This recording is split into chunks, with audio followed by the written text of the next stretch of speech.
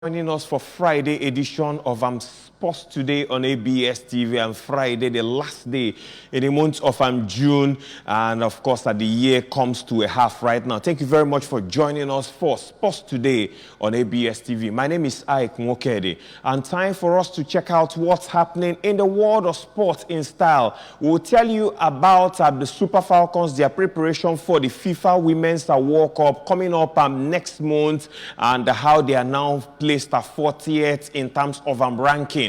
Also on the show, we'll go to Aguata. We'll tell you what's happening in Aguata LG. It's all about the Aguata Football Academy. We'll tell you about the scouting program of Aguata Football Academy, which is a brainchild of the TC chairman of that LGA. Also on the show, we'll talk about Tobi Amusan. Yes, Tobi Amusan was beaten by Jasmine Camacho Queen. It was at the Ostrava Golden Spike. I will talk about that on the sports show. We also have Formula One, tennis, and athletics on the sports show, Sports Today on ABS TV. Welcome to the show proper. Now, let's begin with our first story. Our first story is a story from the Aguata LGA. It's all about a scouting program, a football program of the Aguata Football Academy. Yes, Aguata Football Academy. Yes, a history is set to be made as Aguata Football Academy with the motto harnessing our untapped talent is set to hold her final selection of players for both under 13 and under 17 category that will form the nucleus of the prestigious Football Academy. And according to the Transition Committee chairman of Aguata local government area, who doubles as the host, Dr. Chibeze of Obike, he stated that the event and the program is aimed at selecting talented young teenager footballers both at the under 13 and the under 17 levels as to strengthen the core of the team. Our vision is to provide a grassroots development at Aguata LGA through the instrumentality of football and sports. The essence is to use education and sports to harness the talent that are domiciled in Aguata LGA, said the TC chairman. We are setting it up to identify talents, and we will have professionals to educate them on football models, football fundamentals, and football tactics. The macro vision is that in few years to come, we want to see these players play football at the highest level. Talking about playing in the Nigeria Premier Football League, and in furtherance go to Europe, and of course become world players. And he equally revealed that they've done with the first stage of the selection process. In the first stage, the TC chairman, talking about Dr. Ofobike, stated that 600 students and 600 footballers, young footballers, are turned up for that one, and that selection process happened. And that was last week, Saturday, the 21st of June, 2023. And of course, he mentioned that for tomorrow, yes, the 1st of July, we will start with 80 players for under 13 and 85 players for under 17. And it is expected that in a fortnight time, in 2 weeks' time, we will be going to Port Harcourt for our first outing with Real Madrid Football Academy, as disclosed by the TC chairman of Aguata LG, talking about Dr. Ofobike. And according to him, the final selection will hold on Saturday, July 1st, 2023 from 9 a.m. And it's going to happen where? At the Nero Stadium, Nanka, Nero Sports Complex at Nanka. That's where the scouting program will be happening as regards the Aguata Football Academy. And this is an opportunity for Indianambra to have their children and water to be part of history making regarding the dynamics and administration of Aguata Football Academy. So this one is unique, and I have to say this one is unprecedented, trying to, of course, raise a solid football academy in the mode of Aguata Football Academy. It is a brainchild of the TC chairman of Aguata LGA, talking about Honorable Chibeze of 4BK. And of course, the final selection will happen tomorrow at the Nero Stadium, Nero Sports Stadium, Nanka. It starts by 9 a.m. and we expect about 165 players to be there, 80 for the under 13 and 85 for the under-17. He equally revealed that in the aftermath of that, in 2 weeks' time, they will be traveling to Port Harcourt, where they will engage the Real Madrid Football Academy in some friendly. So that's a good initiative, and want to use this opportunity to commend the TC chairman of Aguata LGA, Honorable Chibeze Fobike, for, of course, such a pet project and trying to harness the talent out there in Aguata LGA. And of course, Sports Today will keep you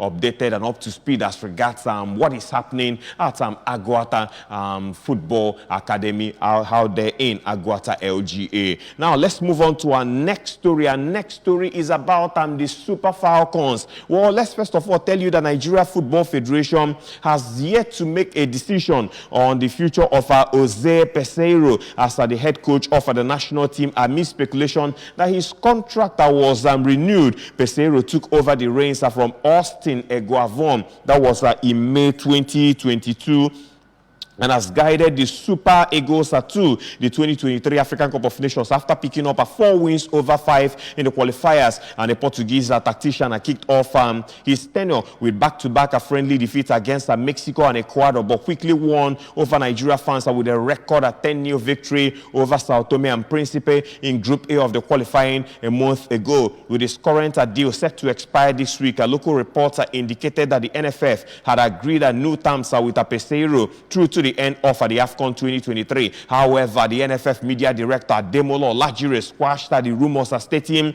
that our governing body will make an announcement in due course regarding the 63-year-old's fate. Peseiro's side has secured a dramatic 3-2 win over Sierra Leone earlier this month to clinch a qualification for the continental showpiece in Ivory Coast, and they led Guinea-Bissau by 1 point ahead of their final group game against the Falcons and True Parrots in the month of September, he stated.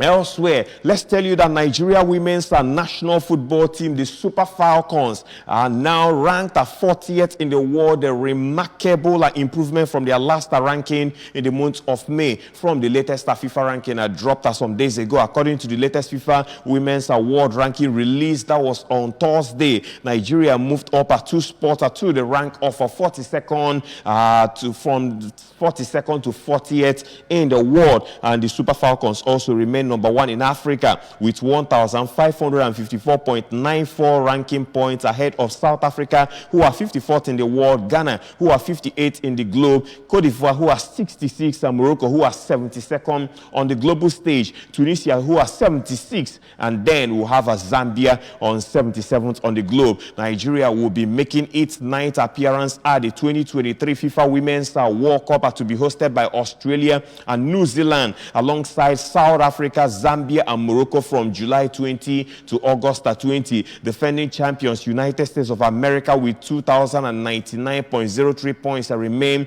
on top of the ranking, while Germany with 2,061.56 points, and Sweden and 2,049.71, and England 2,040 and 76 points, and France 2,026.65 points are complete at the top 5 women football teams in the globe. This is the final ranking before the 2023 FIFA Women's World Cup, which will be co-hosted by Australia and New Zealand in the month of July. So from tomorrow, being the 1st of July, we'll start talking about the Women's World Cup to be hosted by Australia and New Zealand, and it's set to happen from the 20th of July to the 20th of August. So for you ladies out there, it is time for you to watch football at its best. It's about at the highest level of football at the women's category, all about at the Women's World Cup happens once in 4 years, and Australia and New Zealand, the spotlight will be on that country. And be sure, Sports Today will keep you posted as regards when actions are kicked off out there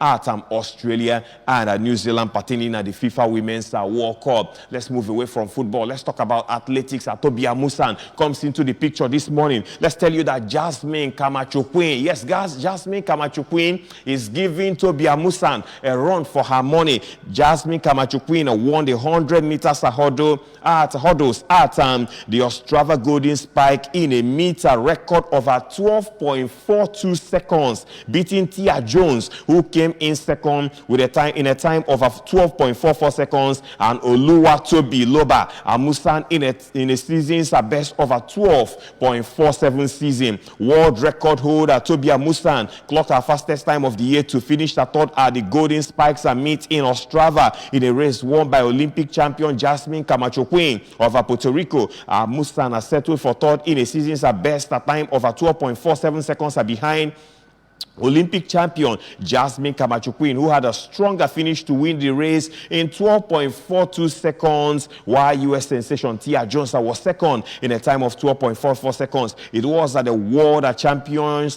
best performance of the season, lowering her previous time before the race of 12.57 seconds. A clock to win at the event at the Racers Grand Prix 2 weeks ago. This shows her significant progress made and on track to build on her progress for the rest of the season. Musa's next race will be on Friday. That's today. This week at the Louisiana Diamond League, competing against the same crop of heavyweight hurdlers in Camacho Queen, Jones, and one of most improved hurdlers this season, Alicia Johnson. She will be gunning to overcome the defeat and lower her time as she kicks her off her defense of the Diamond League title. So Tobi Amusan, please, you have to work on that record. You have to work on beating the likes of Tia Jones and Camacho Queen, and also the likes of Alicia Johnson. We'll be watching out for that. Tobi Amusan will want to give this a run for her money, finishing third in the Ostrava meet, and third, not quite a bad record considering her time. Yes, if you consider her time, she finished in a time of 12.47 seconds. That's about 500 seconds lower. Camacho Queen finished in a time of 12.42 seconds, while Tia Jones of America finished in a time of 12.44 seconds, and Tobi Amusan, it was 12.47 seconds. So that's very close. It was quite sketchy. But Tobi Amusan, as the Diamond League starts, I'll be rest assured that Tobi Amusan will be giving this a run for her money. And we wish Tobi Amusan, our own lady, all the very best as we anticipate the Diamond League starting in no distant time. Now, let's talk about football. Let's talk about, before we go back to football, let's talk about basketball now. In basketball at the grassroots level, let's tell you that all is now set for the kickoff of the 23rd Milo Secondary School Basketball Championships as conference champions are converged in Lagos for the coveted trophy in the boys and girls category of the longest running school tournament in the country.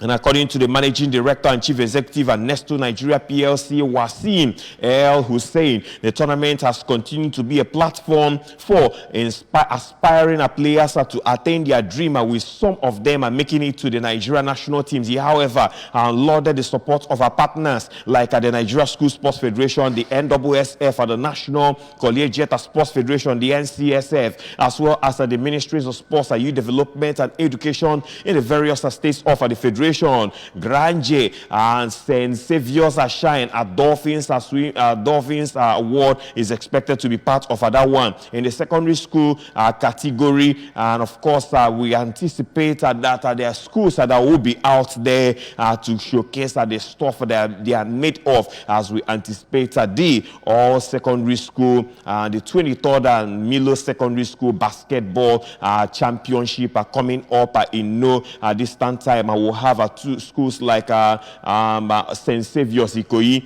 dominating the award ceremony in the previous edition. Let's watch out and see what they would do in this coming edition. It's all about the basketball championship at the Milos Basketball Championship, which is expected to happen in no distant time. It is Sports Today on ABS TV is what you're watching now. Let's talk about players on the continent. Eduardo Mendy is in the news this morning, and everyone is talking about going to Saudi Arabia. Well, let's tell you that Senegal goalkeeper Edouard Mendy has left Chelsea after 3 years to join Saudi Pro League side Al Ahly. Mendy, 31 years of age, is the latest high-profile player to move to the country and follows former Blues teammates Kalidou Koulibaly and N'Golo Kante, who left during the transfer window. He won at the Champions League League in 2020-2021, I beg your pardon, and kept 49 clean sheets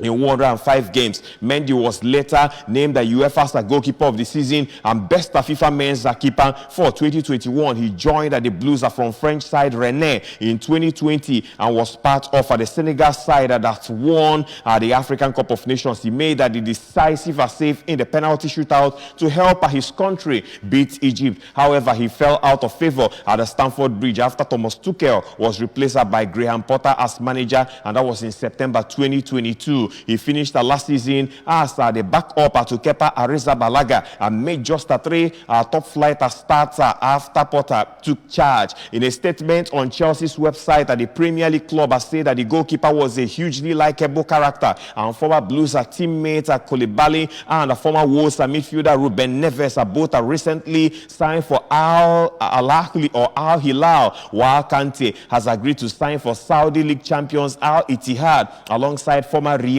Madrid striker Karim Benzema. Blues winger Hakim Ziyech is also reportedly the subject of interest from teams in Saudi Arabia. Earlier this month, Spurs forward Son Heung-min said he did not want to move to Saudi Arabia, while the likes of Lionel Messi joined Inter Miami, turning down a more lucrative offer to move to the country. So that's the story of Edouard Mendy now moving to Saudi Arabia. He joins a catalog of players now living at the major leagues in Europe now for pastures are new in South Africa. Now, still talking about players on the continent now plying their trade outside the continent of Africa. Well, let's tell you that a proposed takeover of AFC Croydon Athletic by a consortium which includes a Crystal Palace forward Wilfred Zaha will raise the profile of the club. According to report, that the Rams play in the 9th tier of English football. And the question is, 9th tier of English football. I know in the first tier is the Premier League,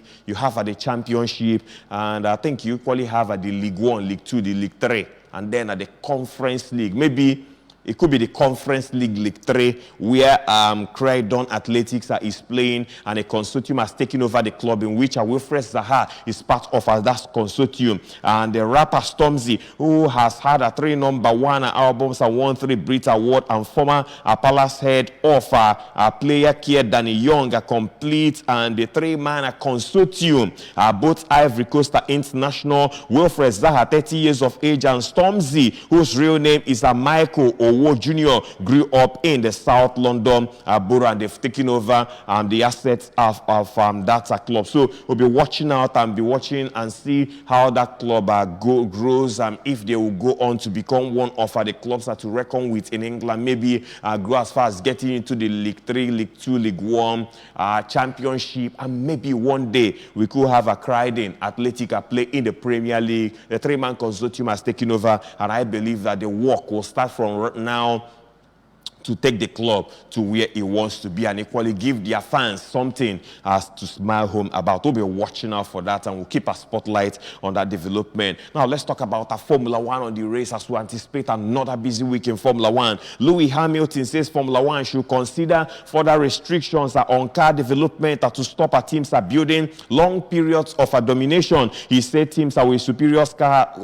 cars can start work on their next design earlier than rivals, as they need to spend less resources on the current season. F1 has already introduced a package on rules aimed at closing the field over time, and including a sliding scale of research and development time, which favors the weaker teams over the more successful ones. Red Bull this year facing an extra restriction on permitted development as punishment for exceeding the budget cap, and that was in 2021. Lewis Hamilton has said that such a cycle of dominance was something he enjoyed with Mercedes from 2014 to 2020, and emphasized that his comments were not aimed at one person, he stated.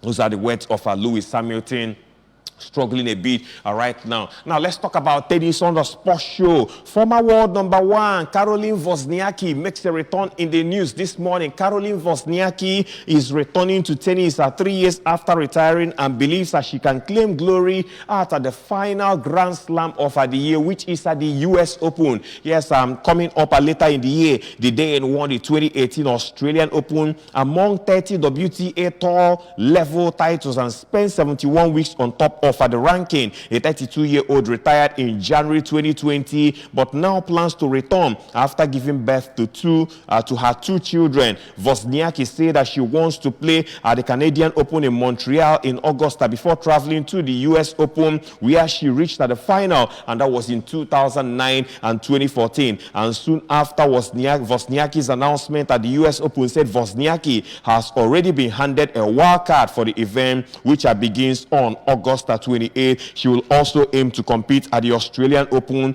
and the Paris Olympics, and that's coming up in 2024. So Caroline Wozniacki is set to be back, this time to feature in the Canadian Open in Montreal, and then a step forward to the final Grand Slam of the year in tennis. When you talk about the US Open, there are 4 Grand Slams in the year. You know, the Australian Open usually happens in January. You have the French Open at the Roland Garros. That's the ground of Rafael Nadal. That's where he's very good at. It normally happens in the month of March, and then you have the Wimbledon SW19. It happens sometime in the month of June, July, and then at the final Grand Slam of the year towards the twilight of the month of August, and that's when it happens. This year's edition starts on August 29, and one guest that they expected to have is Caroline Wozniacki, who got to the finals of the US Open in 2009 and 2014. And Caroline Wozniacki is back and is out of retirement after giving birth to 2 of her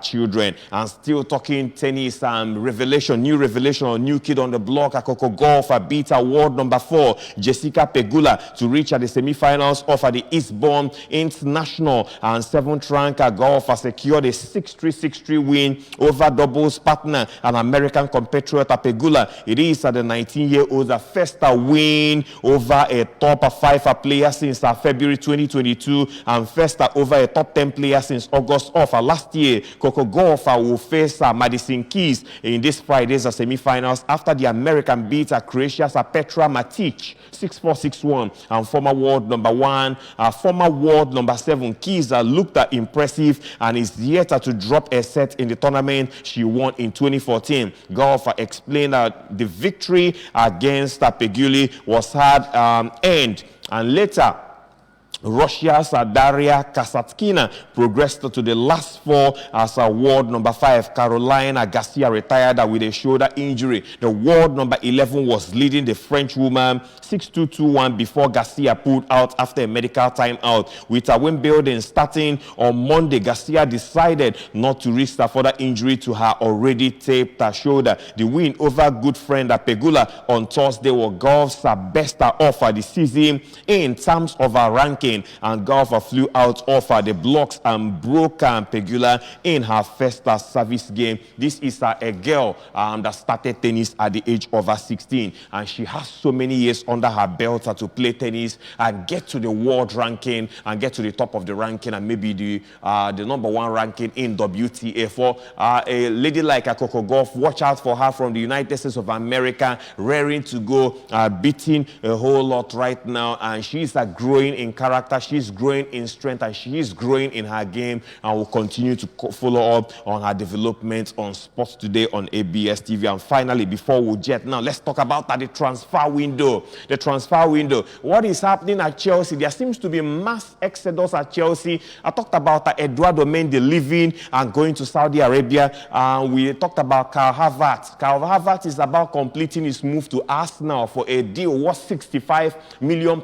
And now, Mason Mount is now in the news. Manchester United have agreed a deal to sign England midfielder Mason Mount from Chelsea on a 5-year contract for £55 million plus £5 million in add-ons. Mount, 24 years of age, will be Eric Ten Hag's first signing of the summer as he looks to strengthen his side following United's qualification for next season's Champions League. And Chelsea spent £600 million last season and needed to sell before 30th June to ease the financial fair play concerns. And Mount joined Chelsea at the age of 6. And Chelsea had rejected United's first 3 bids, but talks between the two clubs are resumed this week to resolve the impasse. It is understood that Chelsea preferred not to lose Mount, but we are unable to successfully negotiate a new contract with his deal set to expire next year. Mount, who has scored 33 goals in 195 appearances for Chelsea since making his senior debut in 2019, missed at the end of the domestic season with injury as the Blues came at 12th at their lowest finished for more than 25 years. And it's not getting better for Chelsea, looking at how they finished and looking at the quantum of players that they are losing right now. What happens to Chelsea next season? Though they will strengthen, but when you start losing the core of your team, it goes ahead to affect the dynamics of the team. Eduardo Mendy has left now. They've lost Kai Havertz now, who has gone to Arsenal for a fee. We are hearing was £65 million after an agreement between the two sides, and now Mason Mount is also leaving for a fee of £55 million for £5 million also as add-ons, totaling £60 million. And Chelsea are losing key players, and it doesn't bode well for Chelsea Football Club. But let's see, the season starts in August, and let's see what they will be doing before the transfer window closes on September 1st as the season starts on August. On that note, and that's about the size of the show, but remember that the Aguata Football Academy, they are having their scouting program tomorrow at the Nero Stadium. It starts from 9 a.m. That's according to Honorable Chibes Ofobike, who happens to be the TC chairman of the Aguata LGA. It's opportunity for kids to be out there, and they will scouted and have opportunity to play football at the highest level. Thanks a lot for being part of the show. My name is Ike Nwokedi. Have a lovely weekend and keep sporting. Bye-bye now.